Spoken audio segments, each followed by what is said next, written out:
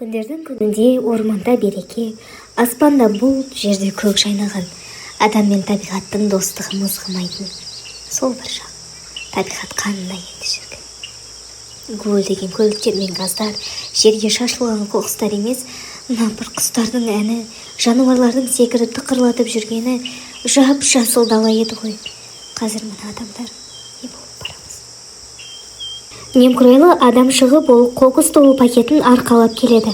Қолындағы пластик бөтелкені өзенге лақтырып, темекісін шегіп түтінді аспанға үрледі. Ағашты балталап, сындырып әрекет етіп жатады. Бір бөтелке лақтырсам не болады дейсің? Табиғат бәрін өзі тазартады. Тағы да қараңдаршы, табиғатым, достарым, тағы да түтінмен оянатын болдық. Неткен сұмдық заман болып кетті. Секіріп келе жатып, қоқыстарға шалынып, жауларынан қашуым қиындады. Қандай керемет еді бұрын. Таңертең шықпен оянатынбыз. Тыныш орманда еркін секіріп жүретінбіз. Адамдар да келіп, бірақ зиян келтірмейтін. Қазір мені ұстап алып, неше түрлі зертханаға апарады. Қашан адам келіп, мені және отбасымды мылтықпен атып кетер екен. Жынымды тірідей алып, киім тігетін болып, бақылауда жатқанда өліп кетерміз деп қана қорқумен жүреміз. Қазір мүйізіміз шауып тасталған, суымыз былғанған, бағалы мүйізіміз үшін қаншама қорлық көріп жылатып тұрып кесіп алады да, өз керектеріне жаратып жетпесе тағы да жылқы шығады. Қайда кетті ол баяғы жайлы өмір? Мен үңгірме ерте жатып кеш оянатынмын, бірақ қазір қыстада мазам жоқ, қоқыстан тамақ іздеймін. Орман тыныштығы жоғалды, тамақтың барлығын қоқыстар арасынан іздейтін күйге жеттік. Хайуанаттар бағана алып кетіп, темір тордың ішіне тығып, адамдар бізді мазақ қылып қарайтындай, олардан тамақ берші деп тұратын аянышты күйге жеттік. Тыныш, қашыңдар. Адамдар келе жатыр. Тез.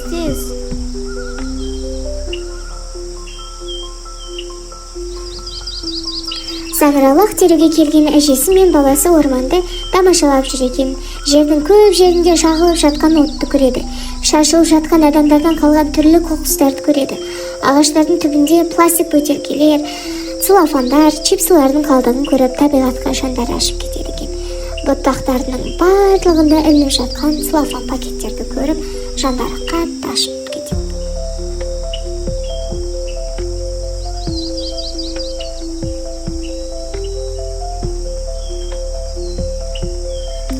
Әже, мына сен айтқан жай қалған орман, мөлдір өзендер қайда кетті?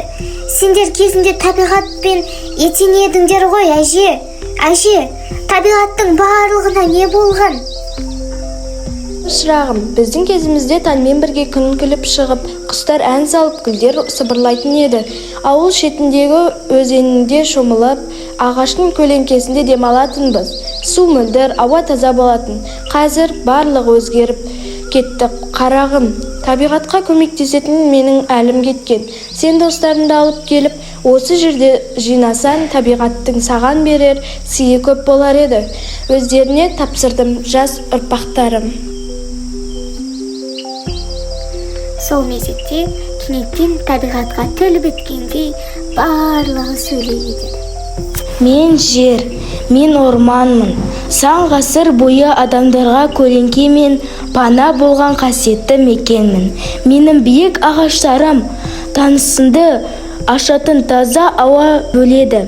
Менің қойнауым жануарларға баспана, құстарға ұя, адамдарға шипа береді. Бірақ өкінішке орай, адамдар менің қадірімді білмей ағаштарымды отап орнымда тақыр далаға айналдыруда. Тәңір сендерге менің нән жеміш өсімдік тіршілік ошасы болған деп берді. Бірақ менің төсім жараланды. Пластик, ауыр металдар, қоқыс пен у жан дүниемді жеп барады. Маған тынығу керек еді. Бірақ сендер тоқтаусыз қазып сорып жатсыңдар ма? Балаларым, мен сендерден тек қамқорлық тілеймін.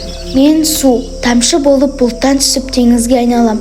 Шөлдегенде шипа таразу мен өмірдің символымын. Бірақ қазір мен лайланып уға толдым. Балықтарым қарылып жатыр, өзендерім тартылып барады. Мені ластамаңдар, мен жоқ болсам тіршілік тоқтайды.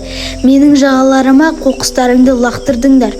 Менің таза суымды өндіріс қалдықтарыңмен ластадыңдар.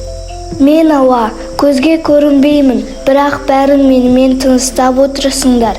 Мен таза болсам, сенің демің жеңіл, ойың ашық, денсаулығың мықты. Ал қазір мен умен түтінге толдым.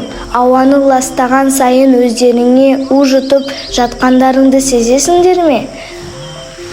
Достарым, сендер болмасаңдар не істер едік? Мен сендердің ана табиғаттарыңмын. Миллиондаған жылдар бойы барлығыңа пана болдым. Жеріме егін егіп, суымның шөл қандырып, ауаммен тыныстап келесіңдер. Бірақ соңғы жылдары менің тынысым тарылып барады. Ағаштарым кесілді, жануарларым жоғалып, жерім уланды. Не болды сендерге, балаларым? Мен сені іздеп келдім, табиғат. Кешір мені. Мен сенің даусыңды кеш естідім. Сенің жүрегің мына жануарлар екен ғой. Қоян шаттығын, бұғы сұлулығын, аю далалығын. Табиғат, кешір бізді.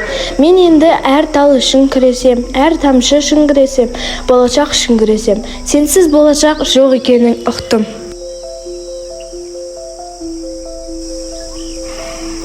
Мен табиғатпын. Сен менің қойнымда алғаш рет күлдің. Сен менің құшағымда алғаш рет дем алдың.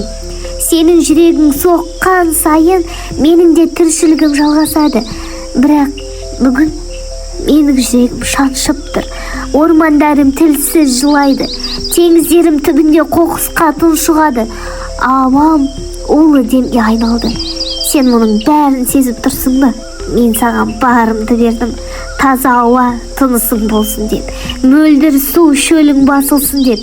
Күн шуағы өмірің нұрлансын деп.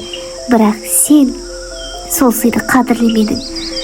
Сыйдың емес, пайданың соңынан кеттің. Ағашты көлеңке емес, табыс көзі деп көрдің. Табиғатты дос емес, құралға айналдырдың. Бірақ мен әлде сенен үміт күтем. Сен өзгересің деп сенем. Сен ойланасың, түсінесің, түзелесің. Себебі сен ақылдысың. Сен жүрегі бар тіршілік иесің. Менің мәңгі өмір сүргім келеді. Бірақ бұл енді тек менің емес, сенің де таңдауың. Есіңде болсын, табиғатты сақтау, өз өміріңді сақтау. Табиғатқа жасалған жақсылық келер ұрпақтың бақытына салынған көпір. Мен және сен барлық жердің, судың, ауаның үмітіміз.